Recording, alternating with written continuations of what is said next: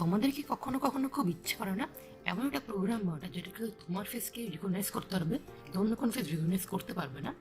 হ্যাঁ, তোমরা চাইলে খুব সহজেই এরকম একটা প্রোগ্রাম তৈরি করে ফেলতে পারো, তাও আবার ইয়েলো মডেল ব্যবহার করে।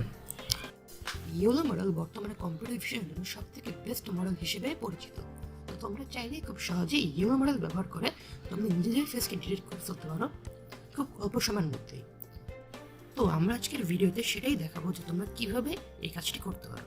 তো চলো দেরি না করে শুরু করা যাক।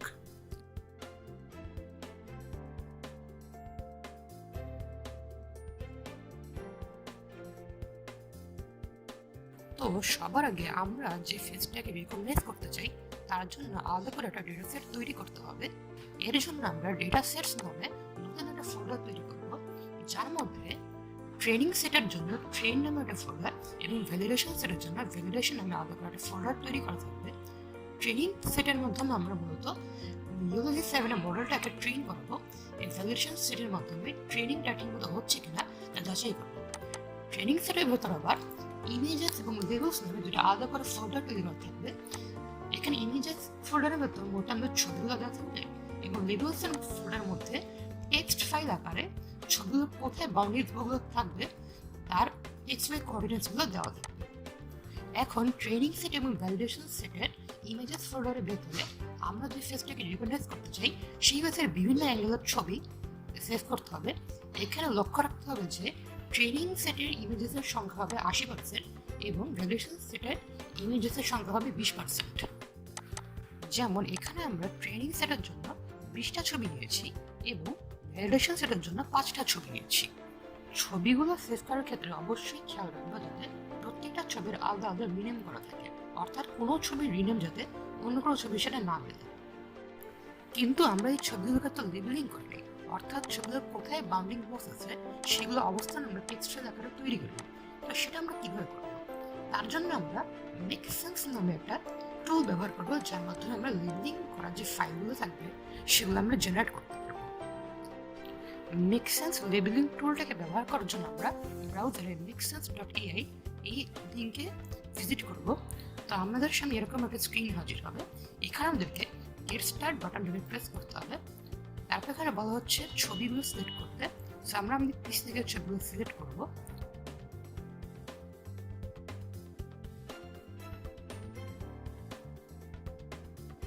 ছবিগুলো সিলেক্ট হয়ে যাওয়ার পর আমরা এখানে অবজেক্ট ডিরেকশন বাটনটাতে ক্লিক করব।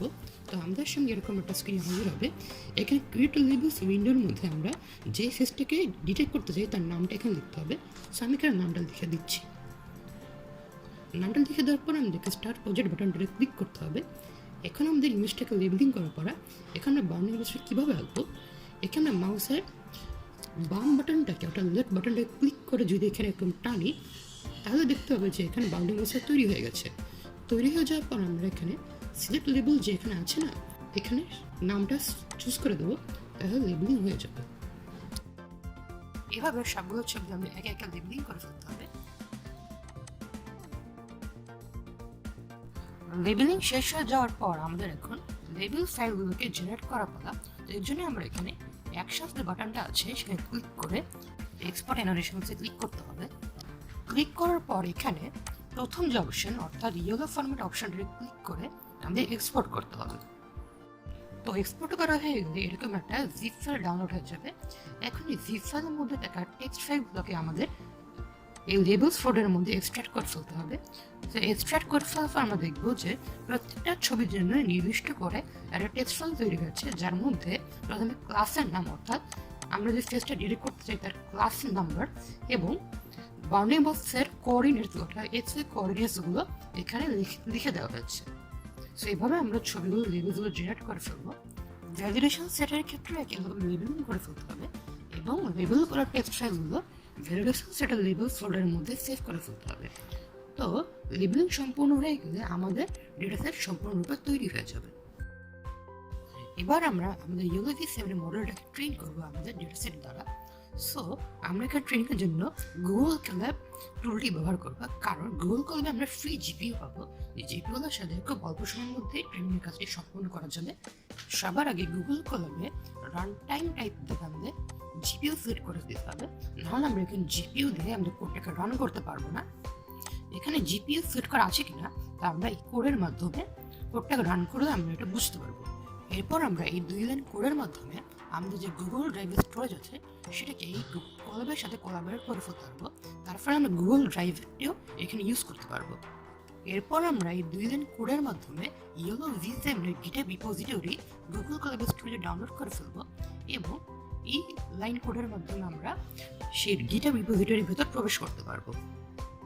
আমরা ডেটা সেটস ফোল্ডারের মধ্যে থাকে ট্রেন এবং ভ্যালিডেশন এই 2 সেটের ফোল্ডার দুটোকে এটা জিপ ফাইলের মধ্যে আর্চিভ করে দেবো, যেটা আমরা গুগল কোলাবের মধ্যে আবার আপলোড করব। গুগল কোলাবের ভেতরে ইয়েলো ভিসেমের গিটহাব রিপোজিটরি সম্পূর্ণটা ডাউনলোড হয়ে গেলে ইয়েলো ভিসেমের ফোল্ডারটা নতুন করে আসবে। এরপরে আমরা ক্লিক করে এই ডেটা ফোল্ডারের ভেতর যাব। ডেটা ফোল্ডারের ভেতর আমরা আমাদের যে ডেটা সেটের জিপ ফোল্ডারটা আছে সেটাকে আপলোড করে দেবো। এরপর আমরা এই 2 লাইন কোডের মাধ্যমে ডেটা ফোল্ডারের ভেতর থেকে ডেটা সেট জিপ ফাইলটাকে আনজিপ করে ফেলবো, অর্থাৎ ডেটা সেটের ভেতরে যে ফাইলগুলো আছে সেগুলোকে আমরা এক্সট্রাক্ট করব।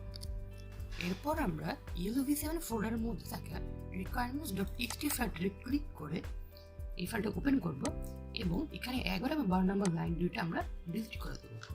ডিলিট করার পর এটা সেভ করে নিতে হবে। এরপর আমাদেরকে ইয়েলো ভিসেমের ফোল্ডারের মধ্যে একটা নতুন ফাইল তৈরি করতে হবে যার নাম হবে requirements/gpu। এর মধ্যে আমাদেরকে এই 3 লাইন কোডগুলো পেস্ট করে দিতে হবে এবং এই ফাইলটাকে সেভ করতে হবে। এর মাধ্যমে আমরা জিপিইউ ইউজ করার জন্য যে মডেল ফাইলগুলো লাগবে সেগুলো নির্দিষ্ট করে দিয়েছি। এরপর এই 2 লাইন কোড রান করার মাধ্যমে আমাদের প্রয়োজনীয় মডেল ফাইলগুলোকে ডাউনলোড করে নিতে হবে।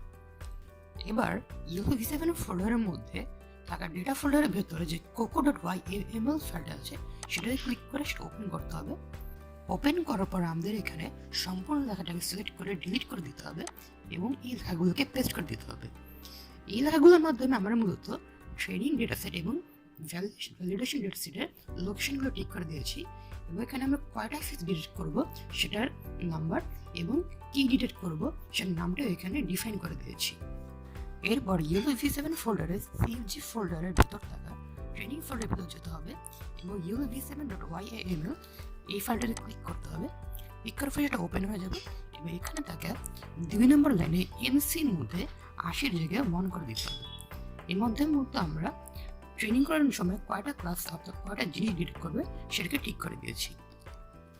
এবার আমাদেরকে ইয়েলো v7 এর গিটহাব রিপোজিটরি থেকে ইয়েলো v7 এর প্রি-ট্রেন্ড একটা মডেল ডাউনলোড করতে হবে, কারণ এর সাহায্যে আমরা আমাদের কাস্টম মডেলটাকে ট্রেন করাবো, যার ফলে আমরা খুব কম সময়ে আমাদের মডেলটাকে ট্রেন করে ফেলতে পারবো। ইয়েলো v7.pt এই ফাইলটা ডাউনলোড হয়ে গেলে সেটাকে আপলোড করে দেওয়া গুগল কোলাবের ভেতর ইয়েলো v7 ফোল্ডারের ভেতরে। সবগুলো কাজ ঠিকঠাক মতো হয়ে গেলে এবার আমাদেরকে মডেলটা ট্রেন করার পালা। সো আমরা এই 2 লাইন কোড রান করার মাধ্যমে আমাদের মডেল ট্রেনিংয়ের কাজ শুরু করে দেবো। তো এই মডেলটা ট্রেন হতে তোমাদের মোটামুটি বেশি সময় লাগবে, এটা খুব বেশি সময় নয়। সো মডেলের ট্রেনিং শেষ হলে তোমরা দেখতে পাবে এখানে 2 লাইন প্রিন্ট হয়েছে যেখানে বলা হয়েছে এই লোকেশনে আমাদের মডেল ফাইলটি সেভ করা হয়েছে। সো আমরা যদি এই লোকেশনে যাই তা দেখতে হবে এখানে 2টা মডেল ফাইল আছে, এটা হচ্ছে best.pt, এটা হচ্ছে last.pt। সো এখান থেকে আমরা best.pt ফাইলটা ডাউনলোড করে নেব। এই best.pt ফাইলটাই কিন্তু আমাদের মূল ট্রেন করা মডেল ফাইলটা। সো এই মডেল ফাইলটা ঠিকঠাক মতো কাজ করছে কিনা সেটা আমরা কিভাবে বুঝবো? সেটা বোঝার জন্য তোমাদের কি করতে হবে, এই best.pt ফাইলটা যেখানে সেভ করতে সেই একই জায়গায় একটা পাইথন ফাইল তৈরি করতে হবে যেটার নাম দিবে তোমরা detection.py। সো এই পাইথন ফাইলের মধ্যে এরকম একটা কোড থাকবে। আমরা আমাদের চ্যানেলের আগের একটি video object detection in 5 minutes এই ভিডিওটাতে এই কোড সম্পর্কে সম্পূর্ণ ব্যাখ্যা দিয়েছি, তো তোমরা চাইলে সেই ভিডিওটি দেখে আসতে পারো ঠিকমতো বোঝার জন্য। সো এই কোডে মিলিয়ে আমরা র্যান্ডম একটা ভিডিওর মধ্যে ফেসটাকে ঠিকমতো ডিটেক্ট করতে পারছি কিনা সেটা দেখছি। সো কোডটাকে রান করে তোমরা দেখতে পেয়েছে যে এটা খুব সুন্দরভাবে ডিটেক্ট করতে পারছে। আমরা আমাদের ভিডিও ডিসক্রিপশন বক্সে সব ধরনের কোড, গুগল কোলাবের নোটবুক এবং অন্যান্য কমান্ড এবং টেক্সটগুলো দিয়ে দেবো, তো তোমরা খুব সহজেই সেগুলো পেয়ে যাবে এবং এগুলো ইউজ করতে পারবে। আর এই ধরনের মজার কন্টেন্ট পাওয়ার জন্য টেকটোপিয়ার সাথেই থাকবে।